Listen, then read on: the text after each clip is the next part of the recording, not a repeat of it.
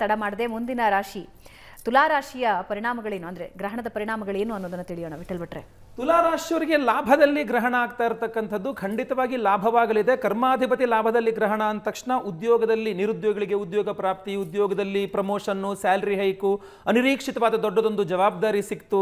So job ವಿಚಾರದಲ್ಲಿ ಅನುಕೂಲ ಆಗುತ್ತೆ. ಲಾಭದಲ್ಲಿ ಗ್ರಹಣ ಆಗ್ತಿರೋದ್ರಿಂದ ಬಿಸ್ನೆಸ್ ಮಾಡುವ ತುಲಾ ರಾಶಿಯವರಿಗೂ ಅನುಕೂಲ ಆಗುತ್ತೆ.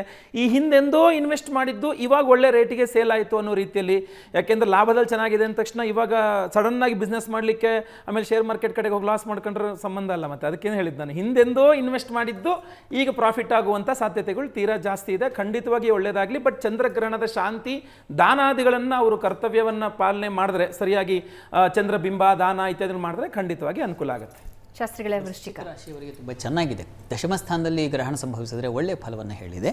ಅಧಿಕಾರ ಸಿಗ್ತಕ್ಕಂಥದ್ದು, ಬಡ್ತಿ ಸಿಗ್ತಕ್ಕಂಥದ್ದು, ವೃತ್ತಿಯಲ್ಲಿ ಒಂದು ಹೊಸ ಹೊಸ ಅನ್ವೇಷಣೆಗಳು ಮಾಡ್ತಕ್ಕಂಥ ಸಾಧ್ಯತೆ, ಮತ್ತು ರಾಜಸ್ಥಾನ ಅದು ಸಿಂಹಸ್ಥಾನ, ಹೀಗಾಗಿ ಹೊಸ ಪಟ್ಟ ಸಿಗದೇ ಇರತಕ್ಕಂಥ ಅಧಿಕಾರ ಸಿಕ್ಬಿಡ್ತಕ್ಕಂಥದ್ದು, ಈ ಥರದ ಸಾಧ್ಯತೆ ನೋಡಿ ನಮ್ಮ ಮೋದಿಯವರಿಗೆ. ಅಥವಾ ಈ ಯುದ್ಧವನ್ನೇ ನಿಭಾಯಿಸುವಂಥ ಶಕ್ತಿ ಜವಾಬ್ದಾರಿ ಬಂದುಬಿಡಬಹುದು ಗ್ರಹಣ ಫಲ. ಹಾಗಂತ 10ನೇ ಮನೆ ಅಲ್ಲಿ ವೃತ್ತಿ ಸ್ಥಾನ, ಕರ್ಮಗಳನ್ನು ನಿಭಾಯಿಸ್ತಕ್ಕಂಥ ಸ್ಥಾನ. ಹೀಗಾಗಿ ಅಲ್ಲಿ ಗ್ರಹಣ ಸಂಭವಿಸಿದ್ರೆ ಅದು ತಲೆ ತಿರುಗಲೂಬಹುದು. ಒಂದ್ಸಲ ಅಧಿಕಾರ ಬಂದಾಗ ಮೈ ಮರಿ ಬುದ್ಧಿ ಭ್ರಮಣೆ ಆಗಲೂ ಸಾಧ್ಯತೆ ಇರುತ್ತೆ. ಹೀಗಾಗಿ ಎಚ್ಚರಿಕೆ ಬೇಕು. ಎಚ್ಚರ ತಪ್ಪದ ಹಾಗೆ ಗುರುಗಳ ಮಾರ್ಗದರ್ಶನ ತಗೊಳ್ಳೋದು ತುಂಬ ಒಳ್ಳೆಯದು ಈ ಸಂದರ್ಭದಲ್ಲಿ. ಆಚಾರ್ಯರೇ, ಧನುರಾಶಿ. ಧನುರಾಶಿಗೆ ಮಿಶ್ರ ಫಲ ಅಂತ ನಾವು ವಿಶೇಷವಾಗಿ ನೋಡ್ತೇವೆ. ಗುರುಸ್ಥಾನದಲ್ಲಿ ಯಾರೆಲ್ಲ ಇದ್ದಾರೆ, ಅಧಿಕಾರಿ ಸ್ಥಾನದಲ್ಲಿ ಯಾರೆಲ್ಲ ಇದ್ದಾರೆ, ಅವರೆಲ್ಲರೂ ಕೂಡ ಸ್ವಲ್ಪ ಮಿಶ್ರ ಇದೆ. ಒಂದಿಷ್ಟು ಜನಕ್ಕೆ ಒಳಿತು ಆಗ್ಬೋದು, ಇದರಿಂದ ಒಂದಿಷ್ಟು ಜನಕ್ಕೆ ತೊಂದರೆಗಳು ಆಗ್ತಕ್ಕಂತಹ ಸಂಭವಗಳಿದೆ. ಅವರು ಏನಾದರೂ ಕೂಡ ಈ ಧನುರಾಶಿಯವರೆಲ್ಲ ಹೊಸ ಇನ್ವೆಸ್ಟ್ಮೆಂಟು ಇತ್ಯಾದಿಗಳೆಲ್ಲ ಮಾಡ್ತಕ್ಕಂಥದ್ದು, ಏನಾದರೂ ವಿಕ್ರಯ ಮಾಡ್ತಕ್ಕಂಥದ್ದು, ವಿಶೇಷವಾಗಿ ಕೊಂಡ್ಕೊಳ್ತಕ್ಕಂಥದ್ದು, ಯಾರು ಬೈ ಮಾಡ್ತಾರೋ ಅವ್ರಿಗೆಲ್ಲ ಕೂಡ ಹೆಚ್ಚಿನ ಜಾಗೃತಿ ವಹಿಸಬೇಕು. ಈ ಸಂದರ್ಭ ಅವರಿಗೆ ಉತ್ತಮವಾಗಿರ್ತಕ್ಕಂಥದ್ದು ಸರ್ವಥಾ ಅಲ್ಲ. ಮತ್ತು ಆರೋಗ್ಯದ ವಿಷಯಕ್ಕೆ ಸಂಬಂಧಪಟ್ಟ ಹಾಗೆ ಬಂದರೆ ಸ್ವಲ್ಪ ಹೃದಯ ಭಾಗದ ಸ್ಥಳಗಳಿಗೆ ಹೆಚ್ಚಿನ ತೊಂದರೆಗಳಾಗ್ತಕ್ಕಂಥ ಪ್ರಸಂಗಗಳಿರ್ತದೆ. ಮತ್ತು ಎಸಿಡಿಟಿಯಿಂದ ಹೃದಯ ಕಾಯಿಲೆಗಳು ಕೂಡ ಬರ್ತಕ್ಕಂಥ ಪ್ರಸಂಗಗಳಿರ್ತದೆ. ಅದರ ಬಗ್ಗೆ ಹೆಚ್ಚಿನ ಜಾಗೃತಿಯನ್ನು ವಹಿಸಬೇಕು. ಮಿಶ್ರ ಫಲ ಇದೆ. ಇವರು ಕೂಡ ಏನು ಮಾಡಬೇಕಾಗತ್ತೆ ಅಂತಂದರೆ, ವಿಶೇಷವಾಗಿ ಗುರುವಿನ ಆರಾಧನೆಯನ್ನು ಮಾಡ್ತಕ್ಕಂಥದ್ದಿಂದ, ರಾಶಾಧಿಪತಿ ಆರಾಧನೆಯಿಂದ ವಿಶೇಷವಾದ ಅನುಕೂಲತೆಗಳು ಅವರಿಗೆ ಉಂಟು. ಮಕರ ರಾಶಿ. ಮಕರ ರಾಶಿಯವರಿಗೆ ನಿಮ್ಮ ರಾಶಿಯಿಂದ ಅಷ್ಟಮ 8ನೇ ಮನೆಯಲ್ಲಿ ಗ್ರಹಣ ಆಗ್ತಾ ಇರೋದ್ರಿಂದ ಮಕರ ರಾಶಿಯವರು ಆರೋಗ್ಯದ ವಿಚಾರದಲ್ಲಿ ತುಂಬ ಎಚ್ಚರಿಕೆ ವಹಿಸಬೇಕು. ದೀರ್ಘ ಅಥವಾ ದೂರ ಪ್ರಯಾಣಗಳನ್ನ ಮಾಡಬಾರ್ದು. ಒಬ್ಬರೇ ಪ್ರಯಾಣ ಮಾಡೋದಂತೂ ಮಾಡಲೇಬಾರ್ದು. ಅವರೇ ಸ್ವಂತ ವಾಹನ ಚಾಲನೆ ಮಾಡೋದು, ಈಜಾಡುವಂಥದ್ದು, ಮರ ಹತ್ತೋದು, ಟ್ರೆಕ್ಕಿಂಗು ಇತ್ಯಾದಿಗಳನ್ನೆಲ್ಲ ಒಂದು 48 ದಿವಸ ಮಾಡದೇ ಇದ್ದರೆ ಒಳ್ಳೆಯದು. ಹೊರಗಡೆ ಎಲ್ಲೋ ಆಹಾರ ಸೇವನೆ ಮಾಡ್ತಿದ್ದಾರೆ ಅಂದಾಗ ಎಚ್ಚರಿಕೆಯಿಂದ ಇರಬೇಕು. ಮನೆ ಆಹಾರ ಅಷ್ಟೇ ಸೇವನೆ ಮಾಡ್ತಕ್ಕಂಥದ್ದು ಉತ್ತಮ.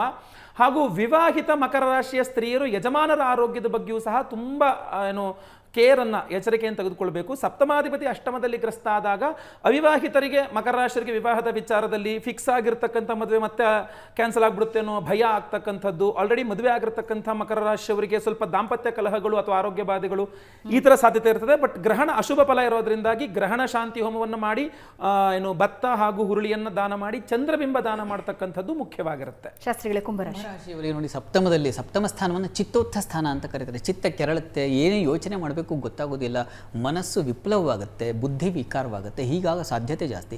ದಾಂಪತ್ಯದಲ್ಲಿ ಮನಸ್ತಾಪಗಳು, ಭಿನ್ನಾಭಿಪ್ರಾಯಗಳು, ಬೇರೆ ಬೇರೆ ಬೇಡ್ತಾ ಕ್ಲಾಶಸ್ ಬರ್ತಕ್ಕಂಥ ಸಾಧ್ಯತೆ ಜಾಸ್ತಿ.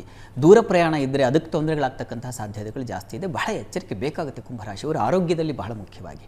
ಹೀಗಾಗಿ ಈ ಅಕ್ಕಿ ದಾನ ಮಾಡೋದು, ಸ್ತೋತ್ರಗಳನ್ನು, ದುರ್ಗಾ ಸ್ತುತಿಯನ್ನು ಹೇಳ್ಕೊಳ್ಳೋದು, ದುರ್ಗಾ ಕವಚ ಹೇಳ್ಕೊಳ್ಳೋದು ಬಹಳ ಒಳ್ಳೆಯದು. ಆಚಾರ್ಯರೇ, ಮೀನರಾಶಿ. ಮೀನರಾಶಿ ಕೊನೆಯ ರಾಶಿ, ಅತ್ಯಂತ ಶುಭ ಫಲದ ರಾಶಿ. ಯಾರಿಗೆಲ್ಲ ಇಲ್ಲಿವರೆಗೂ ಕೂಡ ವಧು ಮತ್ತು ವರರಿಗೆ ಕನ್ಯಾನ್ವೇಷಣೆ, ವರಾನ್ವೇಷಣೆಗಳಲ್ಲಿ ಅನಾನುಕೂಲ ಆಗಿರ್ತದೋ ಅಥವಾ ಸಂಬಂಧಗಳು ಬಿಟ್ಟು ಹೋಗಿರ್ತದೋ ಅವರೆಲ್ಲ ಸೇರೋದಕ್ಕೆ ಒಂದು ವಿಶೇಷವಾದ ಪ್ರಸಂಗ.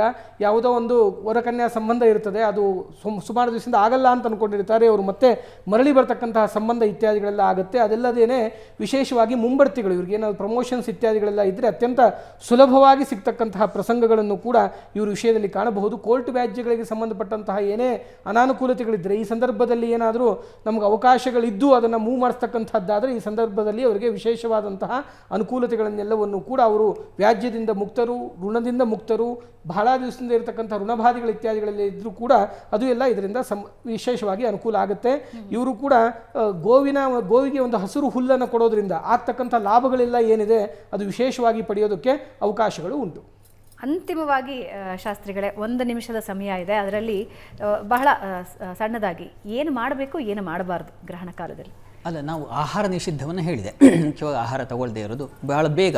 ಈಗ ವೃದ್ಧರಿಗೆ, ರೋಗಿಗಳಿಗೆ ಅವಕಾಶ ಇದೆ, ಅಂಥವರು ಮಧ್ಯಾಹ್ನದವರೆಗೆ ಅವಕಾಶ ಇದೆ, ಅದು ಮಾಡಬಹುದು. ಅನಂತರದಲ್ಲಿ ಜಪ ಅನುಷ್ಠಾನ ಉಪದೇಶವಾಗಿರ್ತಕ್ಕಂಥ ಮಂತ್ರಗಳನ್ನು ಹೇಳ್ಕೊಳ್ತಕ್ಕಂಥದ್ದು, ಕೇಳಿಸ್ಕೊಳ್ಳೋದು. ಎಷ್ಟೋ ಜನಕ್ಕೆ ಪಾಪ ಹೇಳ್ಕೊಳಕ್ಕೆ ಬರಲ್ಲ. ಶ್ರುತಂ ಹರತಿ ಪಾಪಾನಿ ಅಂತ ಕೇಳಿಸ್ಕೊಂಡ್ರೂ ಸಾಕಾಗುತ್ತೆ. ಇಂಥದ್ದನ್ನು ಬೇರೆ ಬೇರೆ ದುಶ್ಚಟಗಳಲ್ಲಿ ಪಾಲ್ಗೊಳ್ಳದೇ ಇರತಕ್ಕಂಥದ್ದು, ಮೈಥುನಾದಿಗಳನ್ನು ಮಾಡದೇ ಇರತಕ್ಕಂಥದ್ದು, ಇನ್ಯಾವುದೋ ಜಗಳ, ಘರ್ಷಣೆ ಅಥವಾ ವ್ಯವಹಾರಗಳಲ್ಲಿ ಸೈನ್ ಹಾಕ್ಬಿಡ್ತಕ್ಕಂಥದ್ದು, ಶೂರಿಟಿ ಮತ್ತೊಂದು ಇತ್ಯಾದಿಗಳಲ್ಲಿ ತೊಡಗತಕ್ಕಂಥದ್ದು, ಈ ಥರದ್ದೆಲ್ಲ ಶುಭ ಕಾರ್ಯಗಳು ಅಂತ ಯಾವ್ದು ಮನಸ್ಸಿಗೆ ಅನಿಸುತ್ತೋ ಅದನ್ನು ಮಾಡದೇ ಇರೋದು ಬಹಳ ಒಳ್ಳೆಯದು. ಅನುಷ್ಠಾನ ಮಾಡೋದು ತುಂಬ ಒಳ್ಳೆಯದು. ಉತ್ತಮವಾದ ದಾರಿ ಯಾವುದಪ್ಪ ಅಂದರೆ ಅನುಷ್ಠಾನ. ಒಳ್ಳೆಯ ಕಾಲವನ್ನು ನಾವು ವಿನಿಯೋಗ ಮಾಡಬೇಕು ಒಳ್ಳೆಯದಕ್ಕೆ. ತನ್ಮೂಲಕ ಮನಸ್ಸು ಚಂದ್ರ ಮನೋಕಾರಕ ಅಲ್ವಾ, ತಾವೇ ಹೇಳಿದ್ರಿ. ಹೀಗಾಗಿ ಮನಸ್ಸು ಶಾಂತವಾಗಿದ್ದರೆ ಬದುಕು ಚೆನ್ನಾಗಿರುತ್ತೆ. ಮನಸ್ಸು ಶಾಂತವಾಗಿಟ್ಕೊಳ್ಳೋ ದಾರಿ ಯಾವುದು ಅಂದರೆ ಭಗವತ್ ಸ್ತುತಿ, ಭಗವನ್ ನಾಮಸ್ಮರಣೆ. ಅದರಿಂದಲೇ ಮನಸ್ಸು ಶಾಂತವಾಗಿರೋದು. ಆ ಪ್ರಯತ್ನವನ್ನು ಸರ್ವರು ಮಾಡಿದ್ರೆ ಬಹಳ ಒಳ್ಳೆಯದು. ಬೇರೆ ಬೇರೆ ಬೇರೆ ಬೇರೆ ಈ ಥರದ್ದು ಬರ್ತಾ ಇರುತ್ತೆ, ಅವುಗಳಿಗೆ ಕಿವಿಗೊಡದೆ ಭಗವಂತನಲ್ಲಿ ಸ್ಮರಣೆ ಮಾಡಿದ್ರೆ ಬಹಳ ಬಹಳ ಒಳ್ಳೆಯದು. ಮೂರೂ ಜನಕ್ಕೆ ಧನ್ಯವಾದ. ಗ್ರಹಣ ಹೇಗೆ ಸಂಭವಿಸ್ತಾ ಇದೆ, ಏನು ಮಾಡಬೇಕು, ಜೊತೆಗೆ ಯಾವ್ಯಾವ ರಾಶಿಗಳ ಮೇಲೆ ಏನೇನು ಪರಿಣಾಮ ಅನ್ನೋದರ ಸಂಪೂರ್ಣ ಮಾಹಿತಿ ವೀಕ್ಷಕರಿಗೆ ತಿಳಿಸ್ಕೊಟ್ರಿ. ಧನ್ಯವಾದ. ಲೋಕ ಸಮಸ್ತ ಸುಖಿನೋ ಭವಂತು. ನಾರಾಯಣ ನಾರಾಯಣ ನಾರಾಯಣ. ಸಮಸ್ತ ಸನ್ಮಂಗಲಾನಿ ಭವಂತು. ಸಂತತಂ ಶ್ರೀರಸ್ತು. ಧನ್ಯವಾದ. ವೀಕ್ಷಕರೇ, ಧ್ಯಾನಕ್ಕೆ ಅತ್ಯಂತ ಪ್ರಶಸ್ತ ಕಾಲ ಅಂತ ಗ್ರಹಣನ ಹೇಳ್ತಾರೆ. ಹಾಗಾಗಿ ಧ್ಯಾನದಲ್ಲಿ ಮಗ್ನರಾಗೋದಕ್ಕೆ ಒಂದು ಒಳ್ಳೆಯ ಸಮಯ ಇದು. ಈ ಹೊತ್ತಿನ ವಿಶೇಷ ಕಾರ್ಯಕ್ರಮ. ನೇರ, ದಿಟ್ಟ, ನಿರಂತರ ಸುದ್ದಿಗಾಗಿ ನೋಡ್ತಾ ಇರಿ ಏಷ್ಯಾನೆಟ್ ಸುವರ್ಣ ನ್ಯೂಸ್.